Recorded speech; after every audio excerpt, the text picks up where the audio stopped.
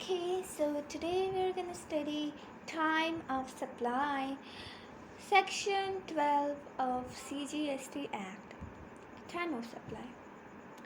तो जो सेक्शन 12 है time of supply of goods है मतलब CGST एक्ट का सेक्शन 12, उसका जो सब सेक्शन 1 है वो ये कहता है. Now we are studying subsection 1. Subsection 1 यह कहता है the liability to pay tax on goods shall arise at the time of supply.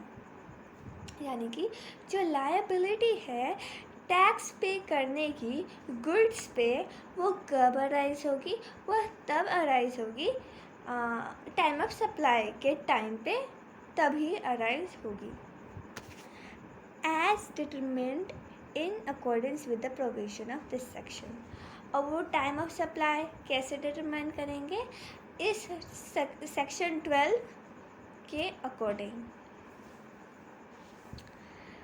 Okay, so section 2 यह कहता है the time of supply of goods shall be the earlier of the following dates.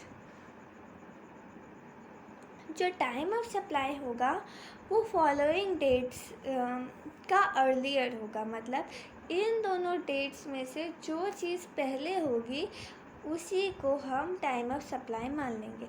और ये दो dates कौन से हैं जो कि सेक्शन 12 के सब सेक्शन 2 के क्लॉज ए में एंड क्लॉज बी में बताए गए हैं.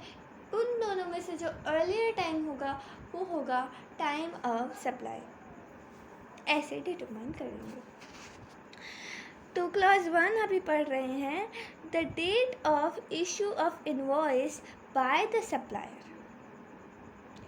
जिस डेट पे सप्लायर इनवॉइस इशू करता है या the last date on which he is required, या तो लास्ट डेट जिस दिन उसे इनवॉइस इशू करना था, जिस दिन उसने इनवॉइस इशू करा, या जिस दिन उसको इनवॉइस इशू करना था सेक्शन 31 के अंदर.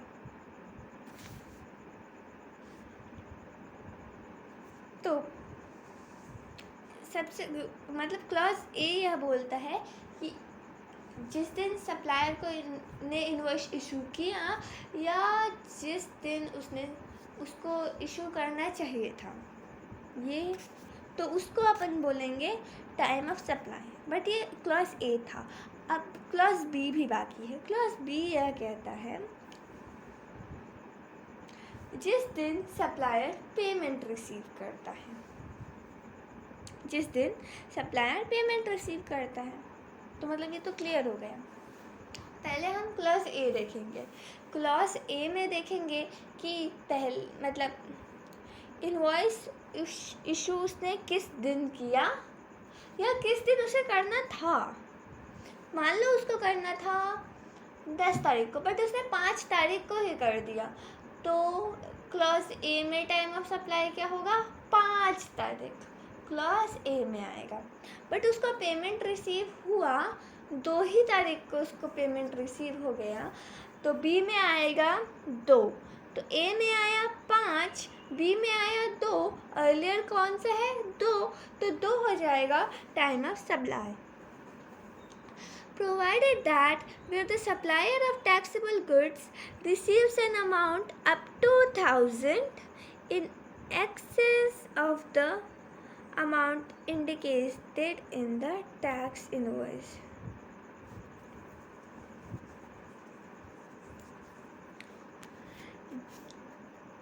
The time of supply to the extent of such excess amount shall, at the option of the said supplier, be the date of issue of invoice in respect of such excess amount. तो ये जो पहले पैसे आ रहे हैं, है ना, amount receive कब हो रहा है 2 तारीख को, मतलब वो एडवांस में रिसीव हो रहा है. ठीक है.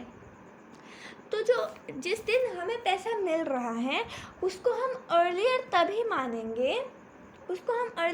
मानेंगे, वो अर्लियर होगा भी तब हम उसे कंसिडर तभी करेंगे अगर वो अमाउंट 1,000 रुपये तक का है, अप टू 1000 रुपये तक का है, तभी हम उस डेट को कंसिडर करेंगे। नहीं तो हम जिस दिन इनवॉइस इशू की या इशू करना था उन दोनों डेट्स को लेके आगे बढ़ जाएंगे। बट अगर हमारा अमाउंट सिर्फ 1000 रुपये तक का ही है, तब हम वो जिस दिन पेमेंट आई है उस डेट को भी कंसिडर करेंगे, अदरवाइज हम कंसिडर नहीं करेंगे एडवांस का। और 1000 रुपये मैंने एग्जांपल दिया था ना, 2 तारीख को पैसे मिले, ठीक है, तो वो 1000 रुपये तक का था, ठीक है। बट अगर तो इस हिसाब से टाइम ऑफ सप्लाई क्या हुआ, हुआ 2 तारीख। बट अगर सप्लायर चाहे तो 2 तारीख ना मान के टाइम ऑफ सप्लाई को 5 तारीख भी मान सकता है, वो at the option of supplier है, ठीक है। तो मतलब जब 1000 रुपये तक का गुड्स होगा तभी हम ऑप्शन बी को देखेंगे, अदरवाइज ए को ही देख के आगे बढ़ जाएंगे। यस, बट 1000 रुपये से ज़्यादा रिसीव हो गया तो तब हम कंसिडर नहीं करेंगे, तब हम ऑप्शन ए को ही कंसिडर करेंगे। यस, अगर पैसा पहले आ रहा है तो और बाद में आ रहा है तो कोई बात ही नहीं है ना, वो ऑटोमेटिकली हम काउंट नहीं करेंगे। अगर मान लो मेरी पेमेंट 15 को आ रही है तो हम उसे देखेंगे ही नहीं ना, हम 5 या 10 को देखेंगे। सो ऐसे होगा, ठीक है। एक्सप्लेनेशन 1 देखते हैं। For the purpose of clauses A and B, supply shall be deemed to have been made to the extent it is covered by the invoice or as the case may be, or payment. तो supply कितने रुपए का माना जाएगा उस दिन पे, time of supply तो है, उस दिन पे कितने रुपए का सप्लाई माना जाएगा, जितने रुपए की इनवॉइस इशू हुई है या तो जितना पेमेंट आ गया है उसको हम मान लेंगे, मतलब अमाउंट मान लेंगे। पेमेंट ज़्यादा आ गया तो तब तो हम उस डेट को कंसिडर नहीं करेंगे, बट अमाउंट भी मतलब एडवांस में हम कंसिडर नहीं करते हैं। वैसे तो 1000 रुपये तक का ही हम कंसिडर करते हैं। Explanation 2, for the purpose of clause B, the date on which the supplier receives the payment shall be the date on which payment is entered in his books of account or the date on which payment is credited to his bank account, whichever is earlier. तो B में बताया था, clause B में, कि supplier जब payment receive करता है तो हम कब मानेंगे कि सप्लायर ने पेमेंट रिसीव कर लिया। फर्स्ट, उसने अपनी बुक्स में एंट्री कर दी कि हाँ हमने पैसे रिसीव कर लिए, या तो उसने बुक्स में एंट्री नहीं की बट उसके बैंक अकाउंट में क्रेडिट हो गया, तो हम उस दिन को मान लेंगे कि हाँ सप्लायर को पैसे मिल चुके हैं।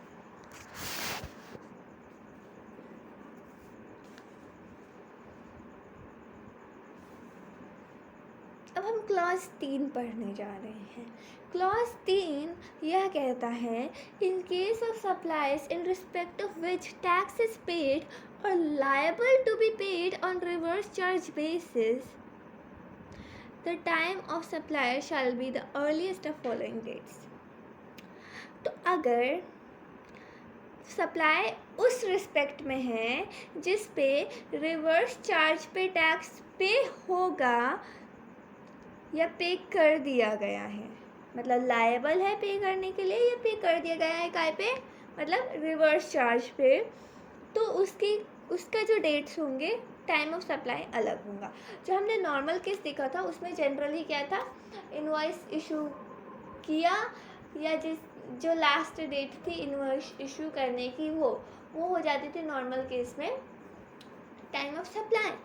हाँ, वैसे एक पेमेंट की भी कंडीशन थी, बट 1000 रुपये तक का ही माना जाएगा उसमें। तो रिवर्स चार्ज के केस में ये कंडीशन थोड़ी चेंज हो जाती है, मतलब ये जो प्रोविज़न है ये चेंज हो जाता है। टाइम ऑफ सप्लाई कुछ और ही मान लिया जाता है रिवर्स चार्ज के केस में। तो वो क्या है? तो उसका क्लास ए होता है कि अगर रिवर्स चार्ज का केस है तो जिस दिन देखो रिवर्स चार्ज में क्या होता है, सप्लायर तो मतलब सप्लायर तो टैक्स पे करता नहीं है, जो रेसिपिएंट होता है वही टैक्स पे करता है। तो अब हम रेसिपिएंट के एंगल से सोचेंगे। तो रिवर्स चार्ज के केस में मैं रेसिपिएंट हूँ, मुझे रिवर्स चार्ज पे टैक्स पे करना है, तो मैं टैक्स पे कब करूँगी? क्लॉज ए, जब मेरे पास गुड्स आ गए, आई रिसीव्ड द गुड्स, तो मैं मतलब इन सब का मतलब अर्लियर होगा। तो ए हमने देखा कि जिस दिन मुझे गुड्स आए। B, the date of payment as entered in the books of account of the recipient, or the date on which the payment is debited in his bank account, whichever is earlier. Clause B कहता है जिस दिन recipient यानी कि मैंने जो reverse charge पे tax पे करेगा, तो मैंने मेरी बुक्स में एंट्री कर दिया कि हाँ, पेमेंट की एंट्री मैंने कर दी कि हाँ मैंने इस इंसान को इतना पेमेंट कर दिया, मैंने एंट्री कर दी। तो टाइम ऑफ सप्लाई वही, बट एंट्री के अलावा एक और चीज़ है, और या तो मैंने एंट्री कर दी या मेरे बैंक अकाउंट से पैसे कट गए, मतलब मेरे बैंक अकाउंट में डेबिट हो गया पैसा, मतलब पैसा चला गया, सप्लायर के पास पैसा चला गया। तो क्लास बी में भी दो पार्ट्स हैं, या तो मैंने एंट्री कर दी और मेरे बैंक से पैसे चले गए, तो इन दोनों में से जो अर्लियर होगा वो बी में आएगा। ए में क्या था, मेरे को गुड्स रिसीव हो गए, बी में है कि मैंने एंट्री कर दी या मेरे बैंक से पैसे चले गए। सी में आता है कि the date immediately following 30 days from the date of issue of invoice or any other document by whatever name called in lieu thereof by the supplier.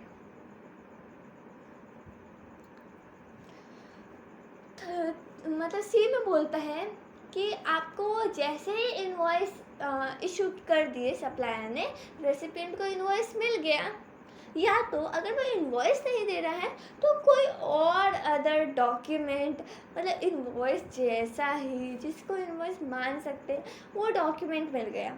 तो वो डॉक्यूमेंट आपको जिस दिन मिला, जिस दिन आपको इनवॉइस मिला, उसके 30 days के फॉलोइंग, इमीडिएटली फॉलोइंग, मतलब 30 days के अंदर, मतलब बाद, फॉलो करते हुए 30 days के बाद, मतलब अंदर बोले तो मतलब 30 days के बाद, मतलब जिस दिन मेरे को इनवॉइस इशू हुए उसके 30 days के बाद मैं मान लूँगी मेरा टाइम ऑफ सप्लाई हो गया। तो इन तीनों में से जो अर्लियर होगा वो होगा टाइम ऑफ सप्लाई। तो पहला क्या था, जिस दिन मुझे गुड्स मिल गए, दूसरा जिस दिन मैंने एंट्री कर दी या मेरे बैंक से पैसे चले गए, तीसरा जिस दिन इनवॉइस मिला उसके 30 दिन बाद। ठीक है, तो इनमें से जो भी अर्लियर होगा वो टाइम ऑफ सप्लाई कहलाएगा। एक और प्रोविज़न है यहाँ जो कि कहता है provided that when it is not possible to determine the time of supply under clause B or C, the time of supply shall be the date of entry in the books of account of recipient of supply.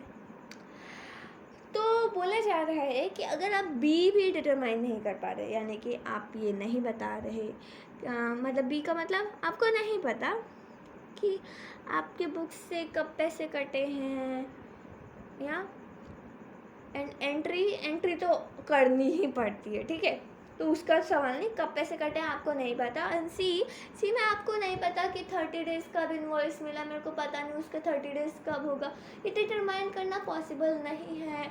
And पैसे कब कटे वो भी मेरे को नहीं पता चल रहा है। तो टाइम ऑफ सप्लाई उस दिन को मान लेंगे जिस दिन आपने बुक में एंट्री की है। Well this is like impracticable, जैसे कि अब ठीक है, मान लिया मेरे को नहीं पता कि मेरे को इनवॉइस किस दिन मिला एंड उसका 30 दिन कितना होगा, बट इनवॉइस तो जनरली लोग रखते हैं। बट अगर कोई और अदर डॉक्यूमेंट था तो ठीक है, मान सकते हैं कि आपके पास इनवॉइस वगैरह नहीं, उसमें डेट नहीं डली होगी, बट डेट डलती है, बट नहीं डली होगी तो ठीक है, कोई बात नहीं। आपके बैंक से किस दिन पैसे कटे उसकी पूरी हिस्ट्री होती है बैंक डिटेल्स की, तो आप ऐसा नहीं कर सकते कि हमें नहीं पता कि मेरे बैंक से किस दिन पैसे कटे, तो दीज आर जस्ट बहाना। तो गवर्नमेंट ने भी बोल दिया जिस दिन तुम एंट्री तो करोगे ना, एंट्री तो ओमिट नहीं करोगे, ऑब्वियसली तुम एंट्री करोगे बुक्स में, कभी ना कभी तो करोगे, तो जिस दिन तुम एंट्री कर लोगे उस दिन हम टाइम ऑफ सप्लाई मान लेंगे।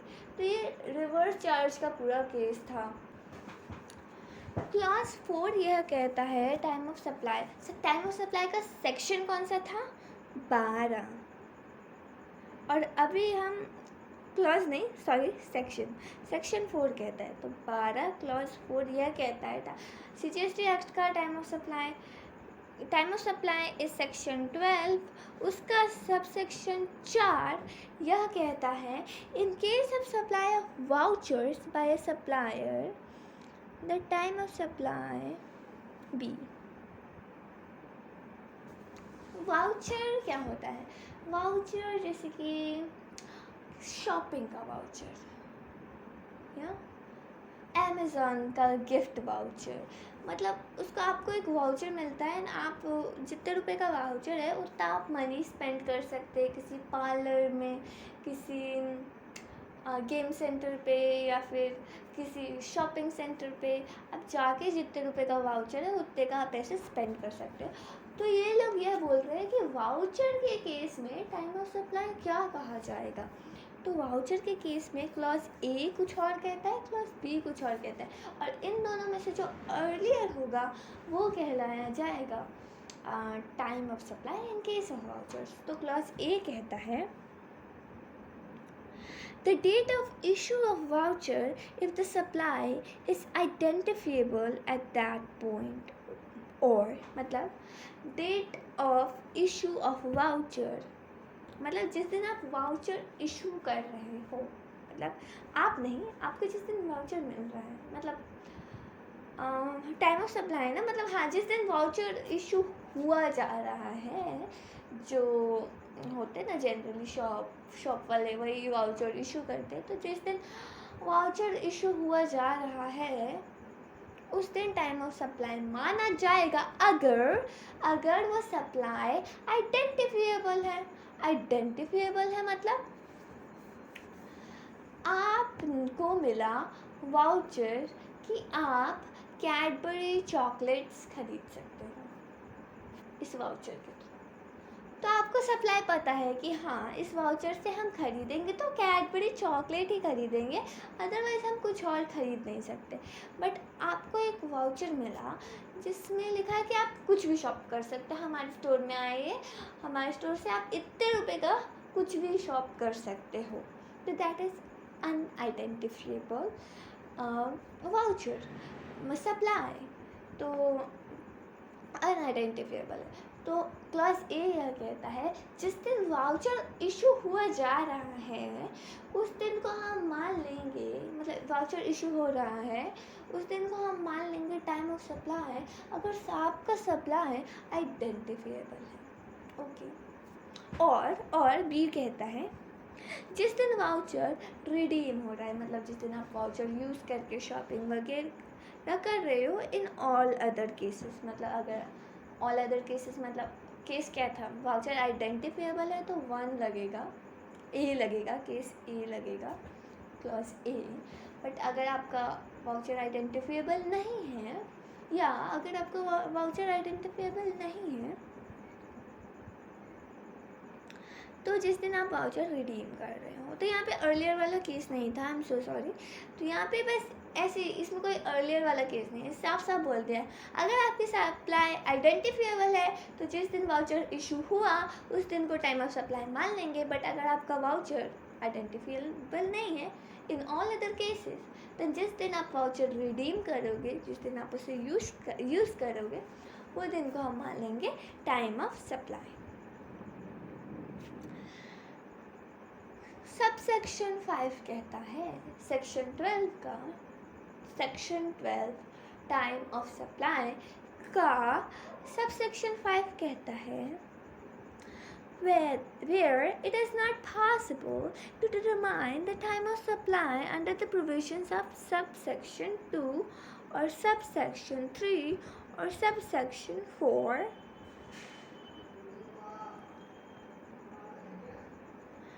the time of supply shall be, मतलब ये बोल रहे हैं अगर आप नॉर्मल केस में भी टाइम ऑफ सप्लाई नहीं निकाल पा रहे, क्यों?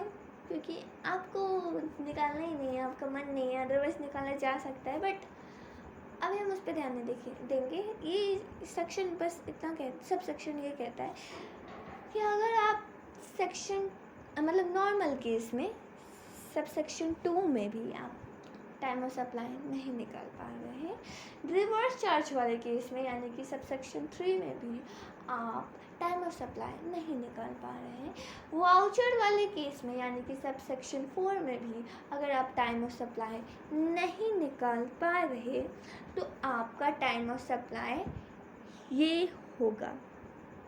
क्या होगा? इसमें क्लॉज ए है एंड क्लॉज बी है।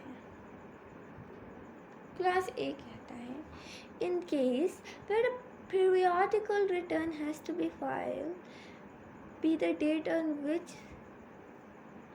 such return is to be filed।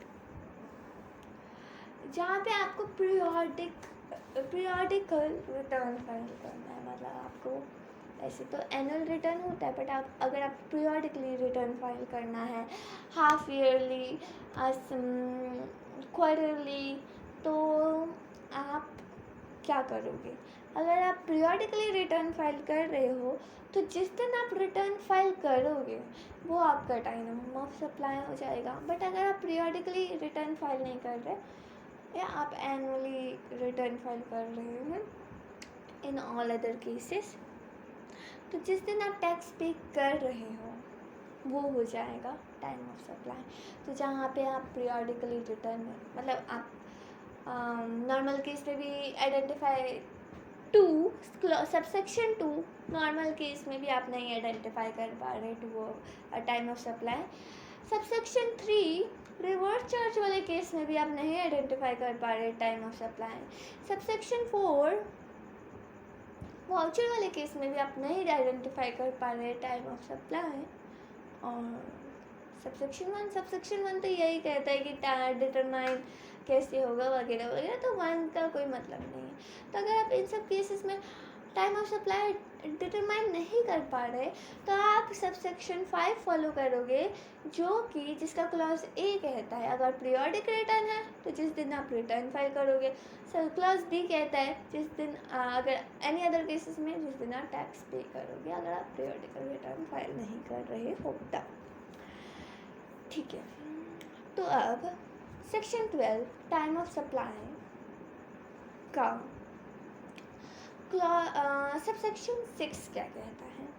यह कहता है the time of supply to the extent it relates to an addition in the value of supply by way of interest, late fee or penalty for delayed payment of any consideration shall be the date on which supplier receives such addition in value। तो ये subsection 6 बहुत अलग है। ये कहता है कि time of supply in case उस चीज़ से रिलेट करता है जिससे आपकी जो वैल्यू ऑफ सप्लाई की का एडिशन होता है, मतलब आपकी जो सप्लाई की वैल्यू है वो बढ़ जाती है। यानी कि कुछ ऐसा केस है जिसमें आपकी जो सप्लाई है उसकी वैल्यू बढ़ जाएगी, जैसे कि आपको लेट पेमेंट मिला तो आप इंटरेस्ट चार्ज कर रहे हो तो आपके सप्लाई की वैल्यू बढ़ जाएगी, लेट पेमेंट किया तो आपने लेट फी चार्ज किया तो आपके सप्लाई की वैल्यू बढ़ जाएगी, आपने पेनल्टी चार्ज किया तो आपकी सप्लाई की वैल्यू बढ़ जाएगी। तो इन केसेस में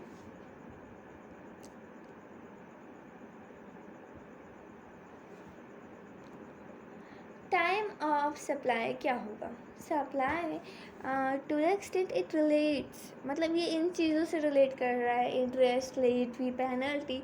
तो इन केसेस में क्या होगा टाइम ऑफ सप्लाई? तो इन केसेस में टाइम ऑफ सप्लाई होगा जिस दिन सप्लायर ये interest, late fee, penalty receive कर लेता है।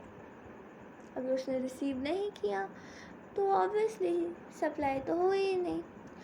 तो जिस दिन सप्लायर डिलेड पेमेंट के लिए interest, late fee, penalty charge कर लेता है, उस दिन टाइम ऑफ सप्लाई माना जाएगा। अदरवाइज नहीं करता है तो नहीं ही करता है ना।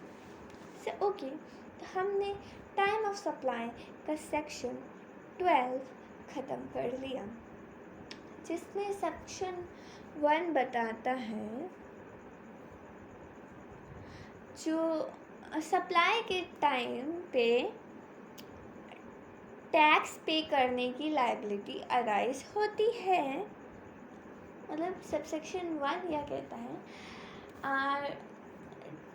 टाइम ऑफ सप्लाई पे, सप्लाई यानी कि सप्लाई के टाइम पे टैक्स पे करने की लायबिलिटी अराइज होती है।